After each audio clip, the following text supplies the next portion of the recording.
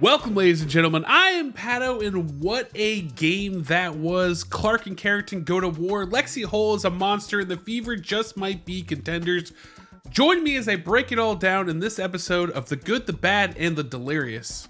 Here on the GBD, we give our opponents props where it's deserved, and the Sun are the second highest ranked team in the WNBA for good reason.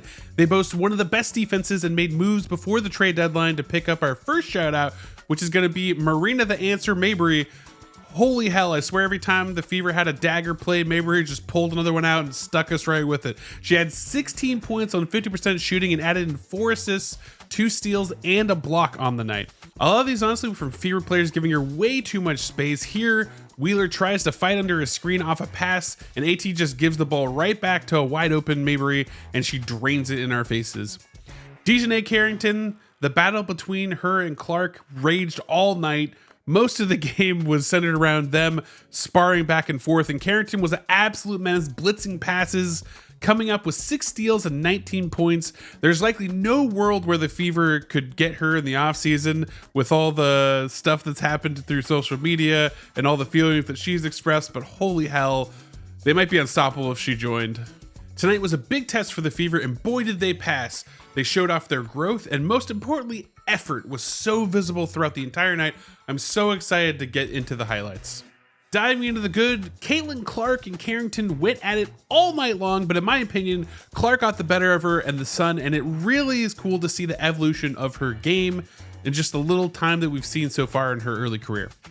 Clark took Carrington to the rim several times and used that threat to create space for several step back threes. You can see her driving over and over again, taking it strong to the hoop, and then threatening the drive, and then stepping back for that beautiful behind the back easy three that she normally does. Both ends of the court, showed up multiple times on the tape. She also had one of the greatest moments of karma I've ever seen, where Carrington hits a three, shushes Clark, only to have Clark go coast to coast and finish at the basket in her face. There are also just amazing moments where you can see the Fever are so comfortable beating the blitz now. Here you can see Clark brings it up, gets the double team, pass right behind the back to AB. AB unfortunately doesn't finish there, but still you can see easily done. Clark brings the ball up again, get the little bit of screen, split the defenders, go in, nice floater, and it's in for 2. Beautiful to see that evolution in the offseason, picking that up, the give and go. Comes back here, gives it back to AB, splits the defenders so she can bring it in, pass out to Kelsey Mitchell, what might be the most Fever play I've ever seen. And then here we go again, DiJonai Carrington getting caught up on her own teammate as CC drains the 3 in her face. Beautiful stuff from her. I love that Clark was strong in the final minutes of the 4th quarter, driving the basket, coming back down to take a deep 3 that rattled inside the rim. I swear, if that went in, the place would have been shut down. And you can see in the resulting play, as the Sun called timeout, Clark collapses under the realization of what could have been. She really cares. And she's just getting better and better each game, even against a really tough defensive team like the Sun. Lexie Hull had another career night, posting 17 points, going 4 for 6 from 3, with 8 rebounds, 6 of them being offensive, 3 assists, and the most impactful high effort play I've seen this season. Her connection with Clark is undeniable. Here she gets the ball, drives down the court, passes off to Clark, who feeds her right back for the open 3. Absolutely beautiful, and I can't gush enough about how many plays Lexie Hull makes around the court just through her effort. Now let's talk about effort. Lexie Hull led the charge for the Fever, being all over the floor, tipping balls out of bounds, tipping for rebounds. She was doing it all. So 6 offensive rebounds tonight again, but let's actually look into this and we just see a little bit of what I'm talking about. So here, Nalissa Smith goes, loses the ball. Kelsey Mitchell shoots the ball. Lexie immediately sees it, comes in, tips the ball out to Clark. Here, Clark is a little bit short, and even Aaliyah Boston is ripping the ball from her hands. Effort is contagious, and we know what's also contagious on? It's also contagious on the defensive side, which Nalissa Smith showed up tonight. You can see here, she just leaps up like an interception. Unfortunately, doesn't come down with it.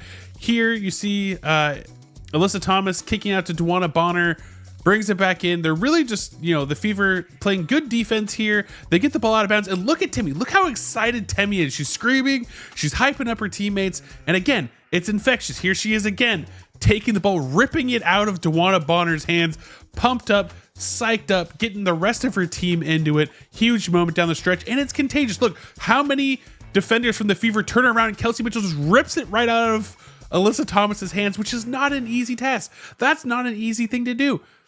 Where else does it show up? You know what? It definitely shows up on defense, but what happens when defense fails? Here we go. Alyssa Thomas has the ball, puts it out to Marina, who's going to take it. It's going to be blocked by Lexie, and then the beautiful put in from Alyssa Thomas. Hard to stop, but what do? They bring it out. Lexie's already down the court. She's getting the fast break full court shot, and here's Kelsey Mitchell doing the same thing. They're so fast, and they will just immediately punish you back with effort and speed if you are not ready. And seeing this was the difference maker in the game. They shot really well, all those things great. It's a 4-point difference, but all these little effort plays stack up, and that is why the Fever right now are looking like they're going to be contenders. There are a lot of great players tonight. Also, some of them already been mentioned, but Kelsey Mitchell hasn't got her flowers. Congrats to Kelsey Mitchell for setting a franchise record with the most 20-point games in a row. She had 23 points on 57% shooting with 4 rebounds, 3 assists, and 2 blocks. Stellar performance from her. Aaliyah Boston's game is evolving. Aaliyah Boston is getting better and better at picking her spots to score, whether it's the short range 2, whether it's underneath the basket, but she's also getting better at getting the ball to open players. She'll just selfishly swing the ball out of her post position or on the edge. She'll even pump fake. She's totally aware of defenders in a lot of cases. She had 10 points and 8 assists tonight, setting up Hull, Mitchell for big 3-point opportunities over and over and over again. You know, gotta give flowers to AB. Last but not least, you know, everyone and their brother has been hard on Nalissa Smith. Well, maybe not her brother. Her brother's been hard on the Fever and the fandom, but Nalissa Smith, she had a bad game against the Lynx. That's really what it was. And she has some games where it's just like, it feels like low effort, but she wanted to be here tonight. And we talk about effort over and over again. She was here to play, and she just came in. She was sacrificing her body for rebounds. Sure, she had a few defensive, foul trouble things. She gave 5 fouls tonight, but there were so many allegations of like, is she throwing for her girlfriend, which is ridiculous, by the way, terrible narrative. Or like, is she really gonna try as hard? All this kind of stuff. And like, man, I think I saw like the best comment on X, which was like, she playing like she's single. Like she was putting in so much effort, and like, as much as people want to hate on Nalissa Smith, I think you got to give her flowers. And you know what? There was so much good tonight, but it's called the good, the bad, and the delirious for a reason. And the bad tonight was ball security. There's no sugarcoating it. It was really bad. A lot of it came from Caitlin Clark. There were 20 turnovers on the night, 7 of them coming from Caitlin. And let's just kind of break down some of the tape of where this kind of all goes wrong. Here we go. Caitlin trying to feed it to AB. Can't get it. Gets picked off. Here, DiJonai, a beautiful pickpocket. Going to get the ball. Take it down the court. They were able to transition that one into points. Here, careless pass to Clark. Gets taken away. Here, Mayberry jumps the pass. Passes it off for the alley-oop to DiJonai. She's going to get that 2 points. Now Clark slowly bringing the ball down the court. Here, going to get the screen from Kelsey Mitchell, gonna lose the handle and lose the ball again. And here, just another case of being tired.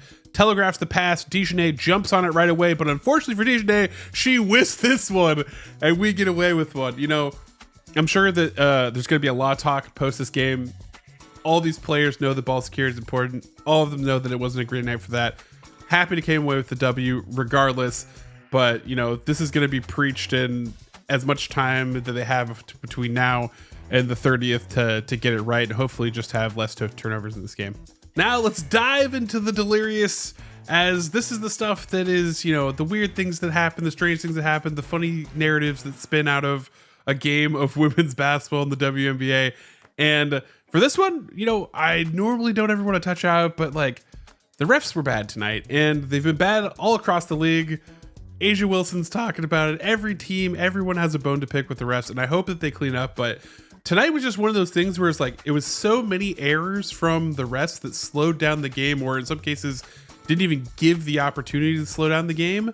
Especially near the end of the game, in the fourth quarter, like it was egregious. It was egregious. It slowed down. It was boring. It was embarrassing on a lot of levels because they just kept getting the calls wrong and they kept getting challenged, and it was just one after another. So it started earlier with, you know, a rebound where Mayberry clearly like freaking volleyballed it, you know, out of bounds, and the refs said that it was Suns ball. So that had to get reviewed. Sides won the challenge. Great. Now let's dive into this one. This is an interesting one. So Aaliyah Boston comes over here and this is an interesting one. So Aaliyah Boston comes over here. Kelsey Mitchell shoots a 3-pointer, hits a 3-pointer, but there's a moving screen call, but the screen was after. So Chrissy Sides asking like, hey, are the points good? And the ref's like, no, you can't actually challenge it. But look at Kaylee Sampson over here. She's living her best life. It's just like, wow, I can't believe you're not going to give us this. Then, you know, as we want to dive into another play, this is just off Temi Fagbentley, like a great defensive play. I loved it. It was great for us, but it's you know, we could rewind the tape. That is clearly off Temi's leg. That's clear off Temi's leg. And she just kind of like, she just very confidently, it's like if you wear a badge or like a suit and you have a clipboard and you just like walk in an area, like they just believe you belong there. Temi's just like, yep, definitely our ball. And the ref's like, yeah, like we were blind. So, you know, like this worked against the Suns. So I'm not only just like complaining as a Fever fan, I'm saying like they're just clearly missing calls that are right in front. This is right in front of you. Now for the doubleheader for this episode, it's going to be Caitlin Clark getting in her opponent's heads and getting the better of them. And just like we've seen the funny antics before where she's like, you know, like tiptoeing over to the storm line. And let's just dive into this one because the first one's going to be Alyssa Thomas. So Alyssa Thomas comes over and just sits a nasty, you know, moving screen on her. And Alyssa Thomas is already complaining before Caitlin Clark even hits the ground. Caitlin Clark's trying to walk it off. Alyssa Thomas is complaining to anyone that will possibly listen, whining. And what does Clark do? Clark just walks down and she just gives him the tongue. She just gives him the tongue because she's nasty like that. And this one, Clark runs down to the corner, comes over, the ball gets knocked away. Carrington goes for a scramble. It gets called a jump ball. Carrington's like this. She's obviously chipping. Caitlin Clark gets picked up by Temi. He's like, come on, you don't need another tech girl. And Clark's just laughing and she just holds out her hand. She's like, enough of you. Enough of you. I'm winning this game. We're winning this game. Complain all you want. This game's in my bag. Not in yours, it's in my bag. And you know, props to her. She's been we talked a little about the AU tantrums, but tonight she's just, you know, she had him flustered, and so props to her. Thanks for watching, and please like and subscribe if you want to catch more episodes and content that I'll have flowing your way, and leave a comment down below what your favorite moment from the Fever Sun game was, maybe something I missed, and get ready for the juiciest of games, which is going to be coming up soon, which is the Fever and the Sky. I can't wait to watch and see how that ends up unfolding. Fever looking way better in their prime right now, but it's gonna be Barbie night. The Chicago Sky, you know, are gonna be hungry. They're a hard team to put away even in their state right now. So I can't wait for that game. And lastly, but not least, remember, you're gonna be amazing today because you are amazing. Catch you next episode.